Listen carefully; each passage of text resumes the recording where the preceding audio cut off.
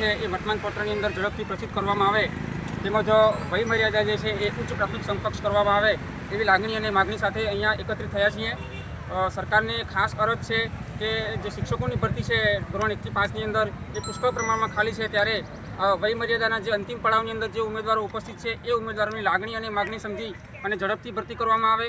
સાથે સાથે ધોરણ 1 થી 5ની જે વયમર્યાદા છે એ ધોરણ 6 થી 8ની સમકક્ષ કરવામાં આવે, એટલે કે ઉચ્ચ પ્રાથમિક સમકક્ષ કરવામાં આવે એવી લાગણી અને માગણી સાથે અમે આજે અહીંયા સત્યાગ્રહ છાવણી ખાતે તમામ ટેટ 1 પાસ ઉમેદવારો એકત્રિત થયા છીએ। સરકાર દ્વારા ધીમી ગતિએ પરીક્ષાઓ અને ભરતીઓના કારણે ઘણા ઉમેદવારો એવા છે કે જે ઓવરએજ થઈ ગયા છે અને એ આગામી સમયની અંદર જે ભરતી જાહેર થશે એ ભરતીની અંદર ભાગ લઈ શકવાના નથી। તો આવા ઉમેદવારોની લાગણી સમજી અને ખાસ કરીને વયમર્યાદા જે છે એ ઉચ્ચ પ્રાથમિક સમકક્ષ કરવામાં આવે। હાલમાં વર્ગ 3ની રાજ્ય સરકારની તમામ ભરતીઓની અંદર જોવા જઈએ તો વયમર્યાદા જે છે એ લગભગ જનરલની 35 થઈ ગઈ છે, ત્યારે ધોરણ 1 થી 5માં શિક્ષકોની ભરતીની અંદર આવો ભેદભાવ જે જોવા મળે છે એ ખરેખર સમાનતાનો હક નથી। તેથી સરકારને ખાસ અરજ છે કે વયમર્યાદા જે છે એ ઉચ્ચ પ્રાથમિક સમકક્ષ કરવામાં આવે અને ધોરણ 1 થી 5ની અંદર કેલેન્ડરની અંદર જે વર્ષ 2024 અને 25ની જે જગ્યાઓ છે એ અને સાથે સાથે 2026ની કેલેન્ડરની જે 6000 જગ્યાઓ છે એમ કુલ મળીને 13,145 જગ્યાઓ ખાલી છે। ત્યારે આ તમામ જગ્યાઓ પર આરટીની કલમ પ્રમાણે જે 10% જગ્યાઓ બાકી રાખી અને તમામ જગ્યાઓ ભરવામાં આવે એવી સમગ્ર ટેટ 1 પાસ ઉમેદવારોની અપેક્ષા છે। આગામી સમયની અંદર જો આ માગણી સંતોષવામાં નહીં આવે તો અમે ઉગ્ર આંદોલન કરીશું। સરકારને ખાસ અરજ છે કે આ બાબતે ઘટતી કાર્યવાહી કરવામાં આવે અને વયમર્યાદાની અંદર છૂટછાટ આપવામાં આવે। ઘણા ઉમેદવારો એવા છે કે જે પોતાની જે ઉંમર છે એ વટાવી ગયા છે, પરીક્ષાના સમયે જે ઉમેદવારો લાયક હતા એ ઉમેદવારો હાલ ઉંમર વટાવી ગયા છે। અહીંયા બધા ઉમેદવારો આવેલા છે કે જેમની ઉંમર જે છે માર્ચ અને એપ્રિલમાં પૂરી થવાની છે। તો સરકારને ખાસ અરજ છે કે વયમર્યાદાની અંદર મેક્સિમમ વધારો કરવામાં આવે અને ધોરણ 1 થી 5ની જે જગ્યાઓ છે એ કેલેન્ડર મુજબ પુષ્કળ પ્રમાણમાં જાહેર કરવામાં આવી અપેક્ષા છે। જય હિન્દ, જય ભારત। અહીંયા સત્યાગ્રહ છાવણી ખાતે સરકારશ્રીને એક નિવેદન કરવા માટે એકત્રિત થયા છે કે જે 25 અને 26ના રોસ્ટર મુજબ જે જગ્યાઓ ખાલી છે 13,500 આ બધી જ જગ્યાઓ ઉપર સરકારશ્રી છે એ પૂર્ણ ભરતી કરે અને સાથે સાથે વયમર્યાદામાં વધારો પણ કરે। હવે વયમર્યાદામાં વધારો શા માટે? તો સરકારના વહીવટી વિલંબને કારણે સરકાર જે ભરતી પ્રક્રિયા લેટ કરી રહી છે તો એનો ભોગ ઉમેદવાર શા માટે બને? તો સરકારશ્રી આ બાબતની અંદર ચોક્કસ ઘટતું કરવું જોઈએ અને અત્યાર સુધી જે ભરતી પ્રક્રિયામાં વિલંબ થઈ રહ્યો હતો એના કારણે કેટલાય ઉમેદવારો પોતાની વયમર્યાદાના ઉંમરે આવીને ઊભા છે, તો કેટલાક ઉમેદવારો વયમર્યાદા વટાવી ચૂક્યા છે। તો આવા જે ઉમેદવારો વયમર્યાદા વટાવી ચૂક્યા છે અને વયમર્યાદાના ઉંમરે આવીને ઊભા છે એવા ઉમેદવારનો શું વાંક, જ્યારે સરકાર જ પોતાના વહીવટી વિલંબની અંદર પોતાનો જ વહીવટી વિલંબ કરી રહી છે। આજે જે વયમર્યાદા ઉંમર વટાવી ગયા છે તેવા ઉમેદવારો સરકારશ્રીની આ ઢીલી નીતિને કારણે કેટલાક લોકો આજે હેલ્પર તરીકે કામ કરવા માટે મજબૂર બન્યા છે, તો કેટલાક ઉમેદવાર આજે એસિડ વેચી અને પોતાનું જીવન ગુજારી રહ્યા છે। તો સરકારશ્રીએ આ ઉમેદવારો પ્રત્યે સહાનુભૂતિ અને લાગણી રાખી અને ચોક્કસથી વયમર્યાદામાં વધારો કરવો જ જોઈએ। જય હિન્દ, જય ભારત। ઉપસ્થિત થયા છીએ એનું એક કારણ છે કે ઘણીવાર અમે આવેદનપત્ર આપી ચૂક્યા છીએ, છતાં પણ આવેદનપત્ર આપ્યા પછી પણ અમે જે જવાબ માગીએ છીએ એ જવાબ અમને સરકાર તરફથી મળતો નથી। એટલે આજે અમારે રસ્તા પર આવીને ફરી અમારે અહીંયા આંદોલન પર ઉતરવું પડ્યું એવું લાગે છે, બરાબર। પણ અમે એક શિક્ષક છીએ, ભાવિ શિક્ષક છીએ, એટલે અમે અમારું પગલું ભરતા પહેલાં અમે એવું માનીએ છીએ કે અમે શાંતિથી સરકાર પાસેથી જવાબ માગીએ। રજૂઆતો અમારી 3 છે। એક કે શિક્ષણ વિભાગ દ્વારા વર્ષ 2025-26નું જે કેલેન્ડર બહાર પાડવામાં આવ્યું છે એ કેલેન્ડર મુજબ ભરતી તાત્કાલિક જાહેર કરો કે જેથી કરીને જે કેન્ડિડેટ છે જે પોતાની વયમર્યાદા નજીક છે, જે વયમર્યાદા વટાવી ચૂકે તેવા છે, એ લોકોને લાભ મળે। તમે એમને પરીક્ષા આપવા દીધી છે તો એ લાયક છે કે આવનારી ભરતીની અંદર એ પોતે ભાગ લઈ શકે। તમારા નિયમો અલગ છે કે હા એક્ઝામ આપી છે, ભરતી આવે એટલે ભરતીના જાહેરનામાની અંદર એ પોતાની રીતે નક્કી કરે કે ચલો આટલાથી આટલા તારીખ સુધીના જે કેન્ડિડેટ છે એ આ માટે લાયક ગણશે। એવા ઉમેદવારોનું શું કે જે લોકો તમારી ભરતીને રાહ જોઈને બેઠા છે અને એ તારીખે પોતાની વયમર્યાદા ચૂકાવી જશે, તો એવા ઉમેદવારોનું શું થશે? એટલે અમારી પહેલી એ ડિમાન્ડ છે કે તમે ક્લિયર કરો અમારી સાથે કે તમારે ભરતી કરવાની છે તો કેટલી વયમર્યાદાની કઈ રીતે કરવાની છે, કે આ એક્ઝામ જે લેવાઈ છે એ પરીક્ષાની અંદર જે પણ કેન્ડિડેટે પરીક્ષા આપી છે તમામ કેન્ડિડેટ છે એ આ ભરતી માટે લાયક છે. સેકન્ડ વસ્તુ બીજી એ છે કે આરટીઆઈની એક્ટ મુજબ એવું કહેવામાં આવે છે કે 10% છોડીને બાકીની સીટો ભરવાની તમારે. તો હા, અમે નથી કહેતા કે તમે બધી ભરી દો, તમારા રૂલ્સ પ્રમાણે ચાલો, અમે એગ્રી છીએ એની સાથે, પણ 10% મુજબ જે ભરતી છે કેલેન્ડર મુજબ, તો એના બાદ કરતાં જેટલી પણ સીટો છે એ તમામ સીટો બહાર પડવી જોઈએ અને એ તમે અમને આપો કે જેથી કરીને 2006, 2007, 2008, 9 પીટીસી કરેલા કેન્ડિડેટો અહીંયા આપણે બધા જોઈ શકીએ છીએ ઉપસ્થિત છે. તો એમને આટલા વર્ષે એ કામ થયું છે કે ચલો આ વખતે મારી જોબ લાગી જશે, હું એક આઈડિયલ ટીચર તરીકે મારું પરફોર્મન્સ આપી શકીશ, તો એમને તમે ચાન્સ આપો. અને ત્રીજી વસ્તુ એ છે કે વય મર્યાદા જે મેં પહેલાં પણ કીધી, છતાં પણ કે જો 6 થી 8ની અંદર જે નિયમ છે એ જ નિયમ 1 થી 5ની અંદર કેમ ના હોય? તો એ જ કે 1 થી 5ની અંદર પણ 6 થી 8ની અંદર જે નિયમ ચાલે છે એ જ વય મર્યાદા મુજબ આ ભરતી કરવામાં આવે.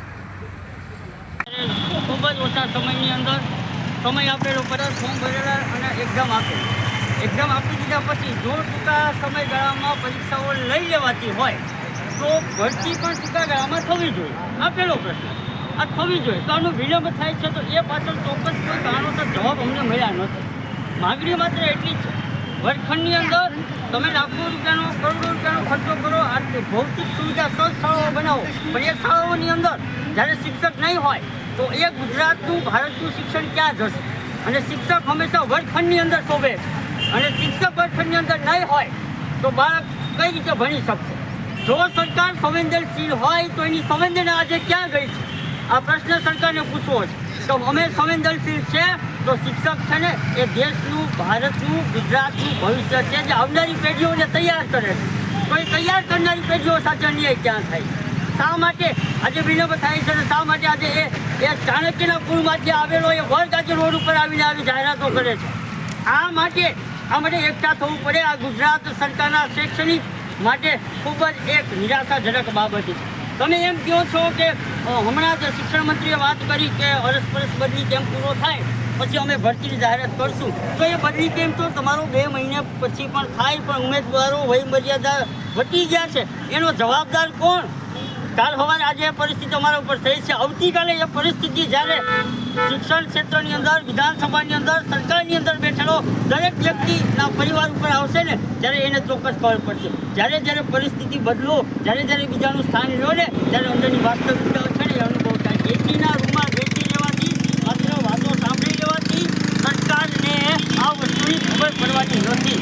આ કેટલા કિલોમીટરથી અમે આવ્યા છે, અમે અમારો હક લેવા આવ્યા છે, અમે અમારી માંગણી લેવા આવ્યા છે. અમે ટેટ પાસ કરી છે, એ પણ મહેનત કરીને કરી છે. અમે કોઈ ચોર લૂંટારાઓ નથી, અમારી મહેનત કરી છે અને મહેનતના ફળ દ્વારા અમને ચોક્કસ ફળ મળે. તમે કેલેન્ડર બહાર પાડો છો 13,000+ની, તમે કેલેન્ડર રોજ શિક્ષણ મંત્રાલય કેલેન્ડર બહાર પાડે છે કે આટલી જગ્યાઓ ખાલી છે. હવે એ તમે કેલેન્ડર બહાર પાડીને અમારી સામે જગ્યા આપી તો ભરવામાં શું માંગો છે? અહીંયા પહેલાં કોઈને ખબર નથી કે 13,500 જગ્યા ખાલી છે. તમે સામે ચાલીને કેલેન્ડર બહાર પાડ્યું છે તો એ કેલેન્ડર મુજબ ભરતી કેમ નહીં? અને બદલી કેમ્પ છે તો બદલી કેમ્પ 1 મહિનામાં પૂર્ણ કરવો હોય ને તો થઈ શકે અને બીજા મહિનાની અંદર તમે જાહેરાત પણ આપી શકો, પણ નહીં. આ તમારી કંઈક ને કંઈક ઢીલી નીતિ આ ઉમેદવારો વય મર્યાદા વટાવી જાય છે ને એ દોષિત ના બને. અને જીવનની અંદર આજે કહું છું, જીવનની અંદર બધું લઈ લેવું પણ કોઈની અંતરની આત્માનો જો એક પોકાર મરી ગયો ને એ પણ શિક્ષકના અંતરના આત્મા જો જ્યારે કંપની ઉઠશે ને ત્યારે એક વસ્તુ યાદ રાખજો, આ દેશના ભવિષ્યના નિર્માણ માટે જ્યારે શિક્ષક આટલી મહેનત કરીને રોડ વચ્ચે ભરાડા પાડતો હોય ને તો એ ચાણક્યના શિક્ષકના કુળમાંથી આવે ને. ચાણક્યએ કીધું હતું કે શિક્ષક કભી સાધારણ નહીં હોતા, પ્રલય और निर्माण उसकी गोद में बोलते हैं. અને ધારીએ ને તો આ કરીએ. અમે ગાંધીજી આ માર્ગ, અમે શિક્ષક છે, અમે આ દેશના નાગરિક છે, અમારાથી એવું હળવું પગલું ના ભરાય એટલે અમારે પ્રેમપૂર્વક આદર, સન્માન, લાગણીના ભાવ સાથે જે માનો એ ભાવથી કદાચ શબ્દો ક્યાંય વિખરાઈ ગયા હોય, શબ્દો કદાચ બોલવામાં કંઈક શબ્દો અઘરા પડતા હોય તો માફી પણ માગીએ છીએ, પણ આ વેદનાને સમજો. આ વેદના આજે નહીં સમજો ને કાલ હવે તમારા પરિવાર ઉપર આવશે ને ત્યારે સમજાશે કે એ લોકો સાચું કહેતા હતા. જાહેર કરો, જાહેર કરો, જાહેર કરો ભાઈ, જાહેર કરો, જાહેર કરો ભાઈ, જાહેર કરો, મોટી ભરતી જાહેર કરો.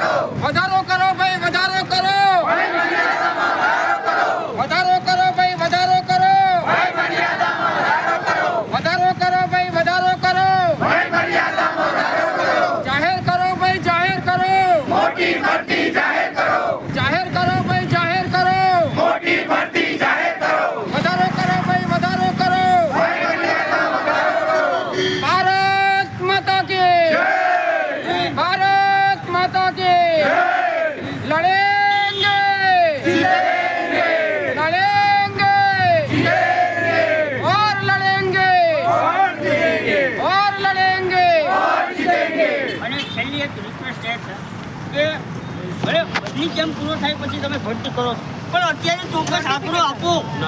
અત્યારે નોટિફિકેશન જાહેર કરી દો કે આટલી ભરતી અમે કરશું. અમે એ માગીએ છીએ અત્યારે. તો અમે અમારા આગળનું પ્લાનિંગ, અમારા જીવનમાં અમારે આગળ શું કરવું ને એ નિર્ધાર આના ઉપર અમે લટકાઈને બેઠા છીએ. અમે આમ પણ આગળ નથી જતા, પાછળ નથી જઈ શકતા. એટલે તમે બદલી કેમ પૂર્ણ કરો પછી કરો, પણ અત્યારે એક નમ્ર અરજ છે, નમ્ર વિનંતી છે, નમ્ર નિવેદન છે કે તમે ભરતીનો ચોક્કસ આંકડો જાહેર કરો કે કેટલી ભરતી કરશો અને કયા મહિનામાં કરશો. જો તમે સમયસર ચૂંટણી લઈ શકતા હોય, તમે ચૂંટણીનો કાર્યક્રમ સમયસર પૂર્ણ કરી શકતા હોય તો તમારામાં એટલી તાકાત છે કે તમે કોઈ પણ ભરતી કરી શકો.